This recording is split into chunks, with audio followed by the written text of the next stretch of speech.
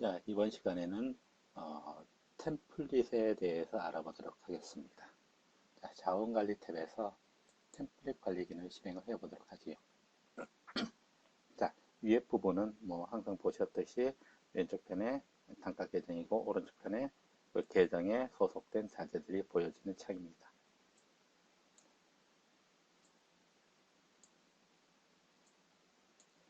자, 그럼 템플릿이 어떤 역할을 하는지 간단히 한번 살펴보도록 하죠. 기존 거를 가지고 한번 알아보도록 하겠습니다.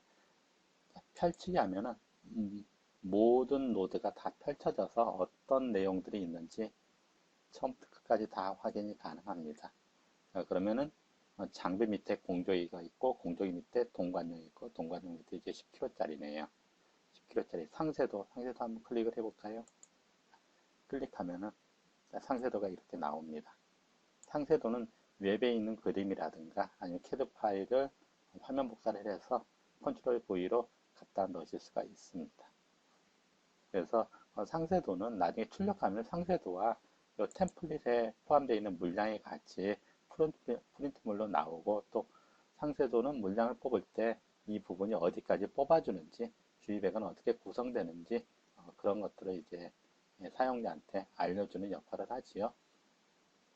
자, 계정란에 내가 알아볼 수 있게끔 주면 됩니다. 이 템플릿이 10kg짜리인지 20kg짜리인지 동관용인지 뭐 그런 거는 기본적으로 알아야 되니까 품명란에 충분히 그런 정보들이 나타나도록 품명을 적어주시면 되고요.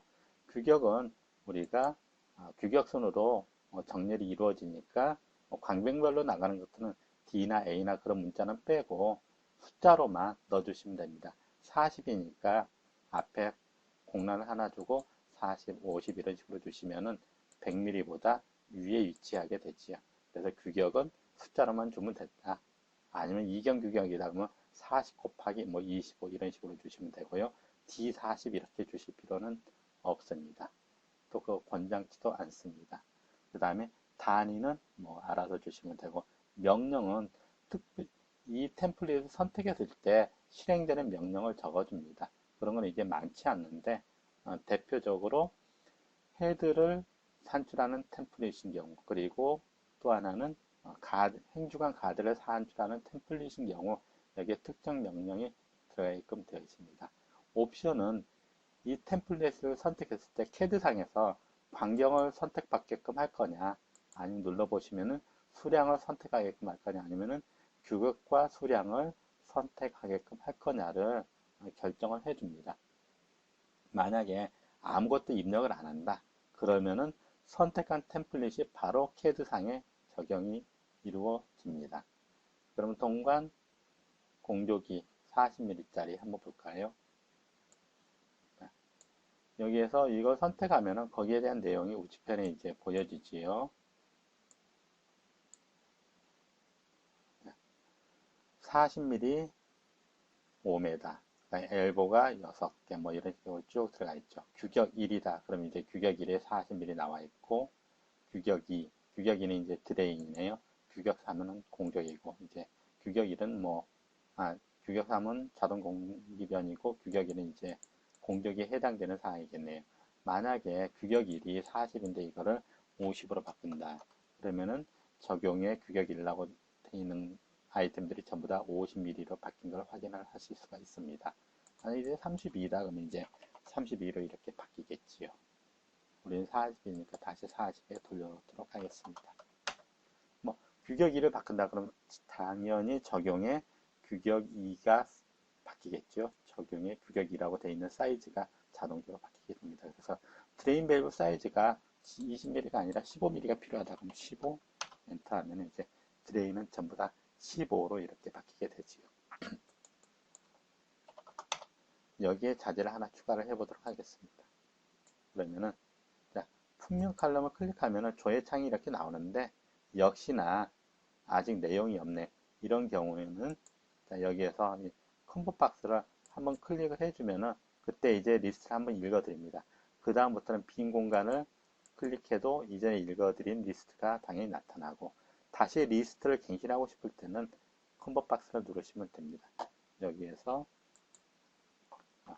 게이트 하면 이제 게이트로 시작되는 게 쭉 나왔겠죠. 그래서 뭐 150ml짜리 더블 클릭하면은 이제 품명 규격 단위가 입력이 되고 수량을 내가 입력을 하면 됩니다. 1 그리고 적용 규격에 어떤 걸 할 거냐 1, 2, 3, 4, 5번 요 1, 2, 3, 4, 5번 어느 걸 할 거냐 뭐 내가 4번이다. 그리고 요거는 이제 4번 규격이 어떤 건지 알아야 되니까 간단하게 네모 형식으로 몇 자만 적으시면 됩니다. 샘플이다. 그리고 나서 다른 노드 클릭했다가 오면은 샘플이라고 코드 순도 자동으로 정렬이 이루어집니다. 규격 4번 이렇게 해서 4번에 이렇게 되어 있죠. 요거 50 하면은 이제 50으로 바뀔 테고 잘못됐더라 그러면 선택하고 횡삭제 누르시면 됩니다. 그리고 다른 데 클릭했다 오시면은 이제 지워졌겠죠. 자, 이런 식으로 해서 만드는데 자, 그러면은 200ml까지 밖에 없어요. 250ml를 하나 추가를 해 보도록 하겠습니다. 선택하고 형제 계정 클릭하면은 형제 계정이 하나 추가가 됩니다. 그 다음에 200ml 선택하고 계정 복사. 자, 추가된 거 선택하고 계정 붙여넣기 하면은 내용이 붙여지고요. 이제 규격을 내가 200 하면 되겠죠. 아래로 내려보면은 규격 순로 자동으로 정렬이 되네요. 200 잘못했네요. 그럼 요거 다시 250 하지요. 250으로 하고 규격 1을 250 엔터 하면은 규격 1에 대한 게 250으로 다 됐으니까 다른데 클릭했다 갔다 오면 250으로 저장된 걸 확인을 할 수가 있습니다. 자, 필요 없다 그러면은 다시 계정 삭제하시면은 선택된 계정의 모든 정보가 일괄 삭제가 이루어집니다. 그래서 하나만 있으면 나머지는 복사해서 계속 붙여넣으면 되기 때문에 뭐 새로운 거 하나 만드는데 그렇게 많은 시간이 소요가 된다거나 필요치는 않습니다. 그럼 여기서 다시 형제 계정에서 형제를 한번 해보죠. 그럼 분명히 부모 계정이 분명히 자동적으로 들어옵니다. 계정 이름 한번 확인을 해볼까요? 이런 식으로 요 분명히 자동으로 적용이 됐죠. 그래서 규격에다가 내가 250 엔터 하고 단위가 뭐 대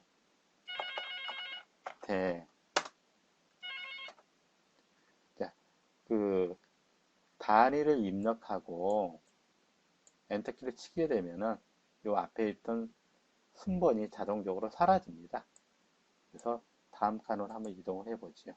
그러면은 250에 대한 목록이 하나 만들어졌지요. 그래서 옵션은 요거는 환경 선택이다. 환경 선택으로 캐스상의 물량을 뽑겠다는 환경 선택해 주시고 클릭해 보면은 상세도가 없어요. 그러면 위에 있는 상세도를 붙여넣겠다. 그럼 위에 거 오른쪽 마우스 버튼 카피 아래 거 선택한 다음에 오른쪽 마우스 버튼 패스트 하시면은 OK 하면은 붙여넣기가 이루어집니다. 물론 여기 없는 거다. 그럼 웹상에서 한번 해보지요.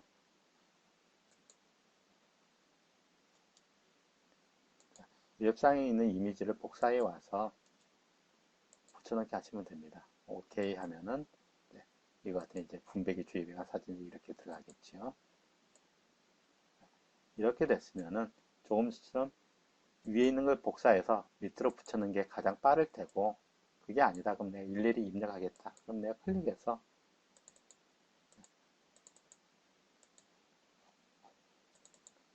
이런 식으로 클릭해서 더블 클릭하면 입력이 됩니다. 그래서 수량 내가 임의적으로 주시고 다른데 클릭했다가 오시면은 저장이 되겠지요.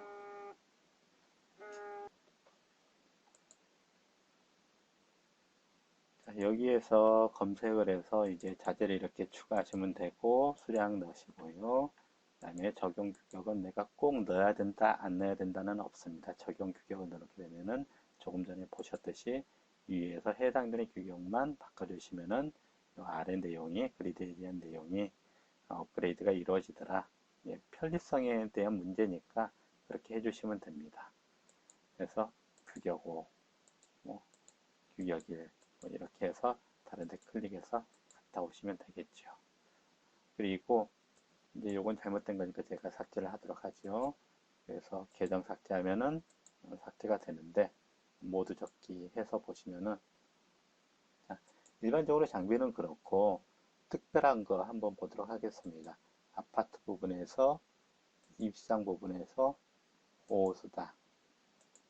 물론 여기에다 꼭 넣어놓고 사용해야 되는 건 아닌데 이거는 아파트 오수 VG2의 비보온이고 100mm짜리로 15층이다. 뭐 그러한 얘기입니다. 그래서 이렇게 15층짜리 라이자다 그러면 이 템플릿을 끌어다가 클릭만 하면은 그 라이자에 대한 모든 물량이 일괄적으로 실수 없이 다 이제 산출이 이루어지겠죠. 이런 식으로. 그러면은 여기에 보시면은 자, 적용 규격이 없는 것도 있고 있는 것도 있고 자 1,2라고 되어 있는 것도 있습니다. 이거는 어떤 거냐 규격 1에 규격 1이 100이니까 100보다 두 단계 큰 사이즈를 적용해라. 그러면 콤마하고 2라고 하면은 100보다 큰 두 단계 125, 150이 되겠네요. 150이 자동적으로 되겠죠. 그래서 사전에 15층, 16층, 17층 층별로 쭉 만들어 놓고 사용하시면은 5배수 입상, 5수 입상 라인 뽑는 데는 굉장히 편리하겠죠. 그래서 이런 거는 템플릿으로 만들어 놓고 사용하시면은 훨씬 더 도움이 될 수 있겠더라. 왜냐면 이제 뽑을 때 속도도 빠르겠지만 내가 잘못 뽑는다거나 뭐를 빼먹는다거나 아니면 더 뽑는다거나 이러한 실수를 확실하게 줄일 수 있는 방법도 됩니다. 그리고 다른 하나 소방에서 스프링클러 헤드 상향식을 보도록 하겠습니다. 그러면은 명령 안에 SP 카운트라고 되어 있어요. 이 명령이 들어있으면은 나중에 캐드상에서 헤드를 블럭만 잡고 전체 상향식 헤드가 몇 개소인지 그리고 어떤 건지 그리고 가지관에 해당되는 T 사이즈들 이런 것들이 일괄적으로 한꺼번에 산출이 이루어집니다. 그래서 헤드를 뽑는 템플릿이다. 그러면은 명령란에 SP 카운트 이렇게 넣어주시면 되고요. 다른 하나는 가드 쪽에 있습니다. 행주관 가드 해볼까요?